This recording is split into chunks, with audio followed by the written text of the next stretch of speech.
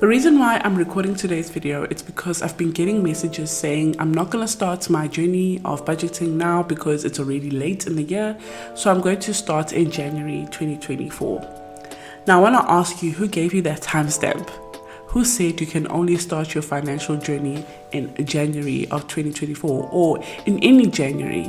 Why not start today? I promise you, the fact that you are seeing my videos, the fact that you are finding interest in this video or seeing my video and having that feeling that I should be doing this as well, it's probably your intuition or the Holy Spirit, your gut feeling that is communicating with you, and don't ignore it.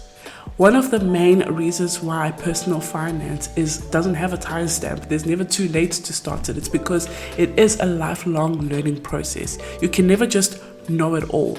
At any stage of your life, you are always learning, and especially about your personal finance. What's nice about getting in tuned with your personal finance and actually tracking your expenses is that you start having a different mindset to money. You start having a different mindset to setting goals. You start being more conscious about what are you spending your money on? Are you saving enough? Are you putting enough in debt? You're starting to basically manage your life, then life telling you what to do, then your money telling you what to do. And that is very important. I remember when I started this journey, it was very confusing to me. What am I going to do? Which budget system works? How am I going to save money? I want to save 10,000 Rand. How am I going to do this basically?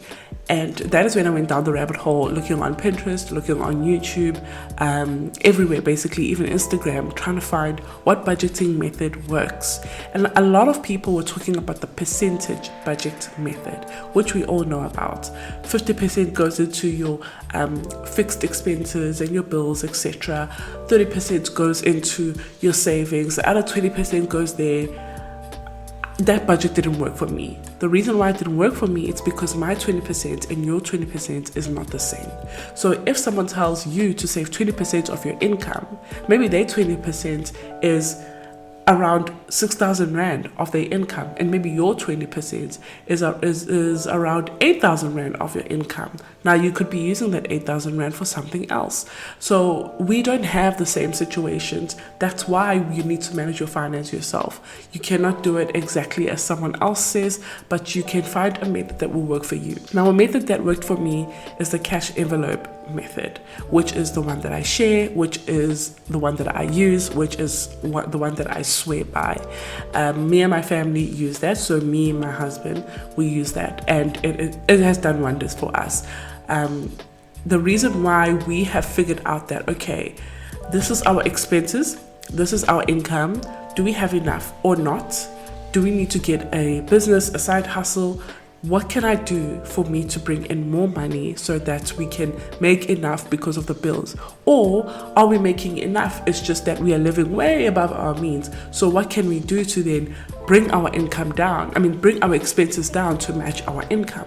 So it's things like that that is nice about budgeting, because you start tracking, you start being more aware of your finances, but also you start making intentional decisions when it comes to your money, and also you want to better your future. One thing I always recommend about starting a financial journey, and you're going to see in the BFF that you buy or that you are going to buy in the future, the first part we always cover goals. So setting goals, having a strategy of how you're going to reach those goals, that is called sinking funds, which is basically having a plan for your future. So you know that Christmas is coming. So you know that your child is going back to school in January. So you know that a certain wedding is happening. Have a plan for that. Don't think I'm just going to get a personal loan, I'm just going to get a credit card, I'm just going to use debt to help me cover those expenses. Actually, how about I start planning today by taking baby steps to reach that bigger goal, so that when I've reached that goal, 2 years later, I'm not still paying for something that happened 2 years ago. And that's where Norma's Diary comes in, where I'm trying to help you make sure that you have a plan for your future, where I'm trying to make you have an understanding of your own finances, how to manage your finances, how to track your finances, how to pay off your debt. That is very important, and it doesn't have a timestamp. If you're feeling you need to start with that now, then this is the best time to start, and I can 100% help you with that. So another thing that is amazing about budgeting is that it allows you to track your money. It allows you to know exactly where your money is going, how much is coming in, and how much is going into savings. Basically, you start having more control over your financial situations and the decisions that you are making.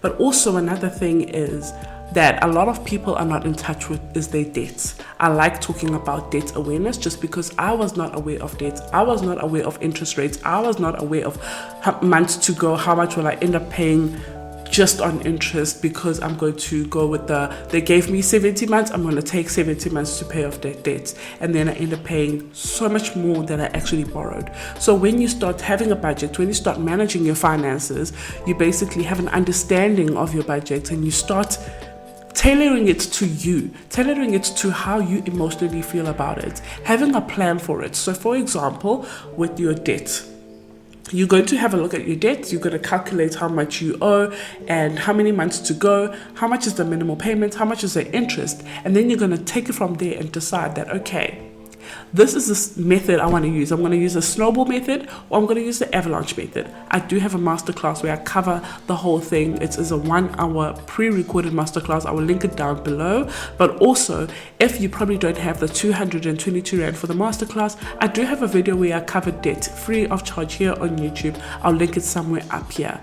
Once you have an understanding of the different payment methods to pay off debt, you will then choose one and stick to that. A lot of people choose the snowball method because they like the instant gratification. They like seeing the debt go away. Okay, I have a TFG card, payment card for 6,000 left, and I've also got a personal loan of 138,000. This TFG doesn't have a lot of interest, but the personal loan has a lot of interest. If you want the snowball method, it means you just want to get rid of this one first and then tackle this one. But if you like the avalanche method, because you like numbers like me, you'll tackle this one, and this one you're just going to go, because the interest is not so hectic. So it's up to you what will work for you. I will show you what will work for me, as I always do, but also you will decide what works for you. So another thing that is nice about having a budget and also managing your finances is that you get to see if you have any extra money left in your finances, and you get to decide where are you going to put that extra money. What ends up happening is we go and buy shoes and we go and eat out and etc. when we know we cannot afford it. But because we do have that extra money, why can't you put it into savings for Christmas? Why can't you put it into your debt so that you can become debt free one day? So it's things like that. Once you start being more aware and tracking your finances and knowing how emotionally it makes you feel, you start making wiser decision when it comes to any extra finances that you have, and you decide, okay, because I want a better future for myself, I'm going to pay this off so that I have a nice credit score so that I can get this house that I want to get.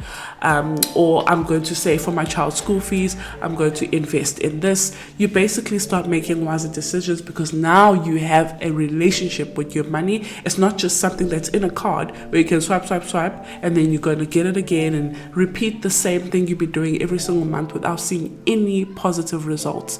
That's called insanity. So let's go back to financial goals. So whether the goal is to buy a car, the goal is to go on a vacation, the goal is to start a business, the goal is to get married, or whatever it is, once you establish a budget, you start making decisions that align with that goal. So setting goals is nice because you get to align your money, your finances, a decision that you make when it comes to your money, align to that goal.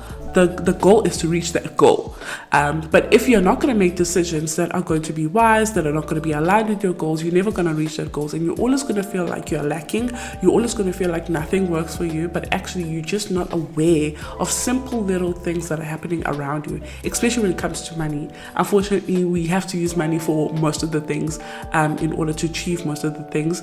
So we do need to make great decisions to help us with the money that we have achieve those goals. So if you realize that, okay, I don't have enough money, I do have goals, I am quite good with my budgeting, but I don't have enough money, now you're going to start making decisions that are going to help you make extra money. So again, if it means starting a business, if it means selling something you're no longer using, if it means teaching online, which is something that I am going to get into very soon. I was teaching online previously, I'm going to get into it again very soon, just because I need to start saving a lot of money for Skylar's school fees as well for next year. So it's just decisions that I'm deciding to make now because I know what what my goals are. And the people that are saying they're going to start in January 2024, it's up to you 100%, but if you feel like you have no idea what's going on with your finances, you cannot seem to manage it, this is the best time to start, because when January happens, you've already made your mistakes in September, October, November, December. Now you know exactly what will work for you. And when January happens, you already grown those habits that are going to help you achieve your goals. You already know what mistakes you made 2 months ago. I think what you need to do is use this last quarter, so October, November, December, to focus on mastering your budget, so that when January comes, you already mastered your budget. Now, the big thing I love about budgeting is just that it reduces stress. We all know how stressful it can get when you don't understand what is going on with your money. You're getting paid today, and then 3 days later, you are left with like 1,000 Rand, which you still need to get maybe electricity, food, etc. And then you just don't know what to do. You end up borrowing money or using debt.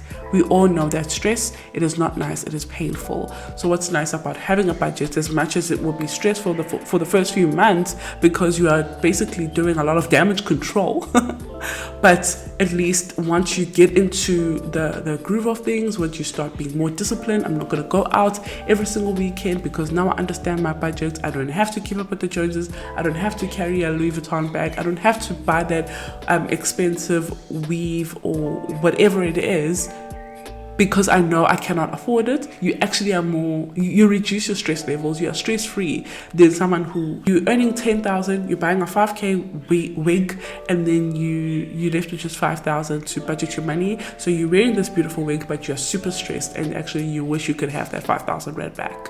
So you start making those kind of decisions, but also it reduces your stress. One of the other reasons why budgeting is great is because you start creating something called an emergency fund, because you start saving money. And an emergency fund is for unplanned situations. So remember, we spoke about planned goals and things that you already know that they're coming up, but there's unplanned things that do happen along the way. So I might need to change my tires and I didn't plan that, or I need to go pay a hospital bill that I didn't plan for, or my mom needs something from me and she desperately needs it and I didn't plan for it.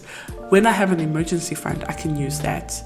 But if you don't have an emergency fund, you're going to use credit card or you're going to use your income, but it means some bills are not going to be paid for, which means they're going to bounce and you're going to be in errors and you're going to have a minus. And that situation is just the worst. I've been there. Sometimes I have months like that currently, but I always know how to handle it because I've got an emergency fund. If it means I borrow money from my emergency fund, I borrow money from a certain fund, that helps them to use credit card or borrow money from someone, and then I'm owing someone, and that is the worst situation you want to be in.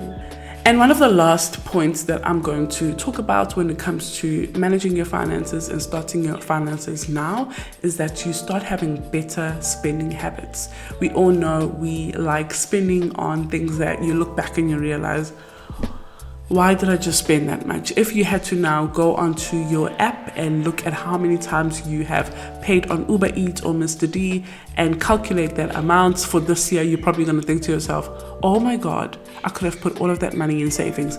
I am definitely guilty of that. So it's things like that, but once you start budgeting, you start being more aware and you make better habits. So you're going to give yourself a budget to say, I'm not going to spend more than 600 Rand on Mr. D. And then you know that's like 200 Rand meals for the month. In that way, you're not depriving yourself, but you are making better habits, because now you know that I've got a budget, and once I surpass that budget, I cannot spend anymore. I'll see Mr. D next month. So it's things like that, which is great. So the reason why I share these videos is to spread financial education, budget education, if I should put it that way. I don't know it all, but the little bit that I know has helped helped me and has helped a few of you guys. So I do like to share it all the time, just because I feel like improving your financial situation lessens your stress, but also betters your mental health. Mental health is very important to me. It's something that not a lot of people do talk about, especially in my culture. So I do want to start touching more onto it. But one of the things that makes your mental health messed up is actually not having finances. It's actually always needing money and not knowing where to go, or it's actually just being in so much debt. Or having no savings, or not being able to contribute in your home or whatever.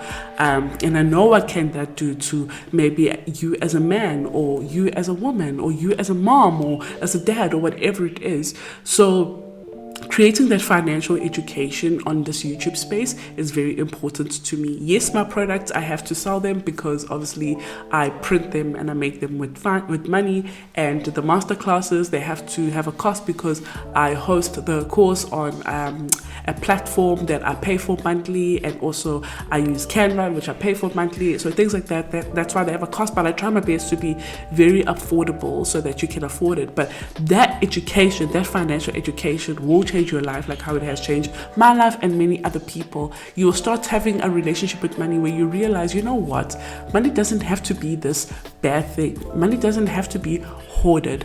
Money doesn't have to be overly spent like it's the last time I'm going to see money ever in my life. Money can actually help me have a better life in myself. Money is a tool for exchange. So I buy something with money to get something I need, and the same thing the other person does, the same thing the other person does. It is a tool for exchange, and if I misuse it, I'm not going to get what I need. I'm not going to get what I want.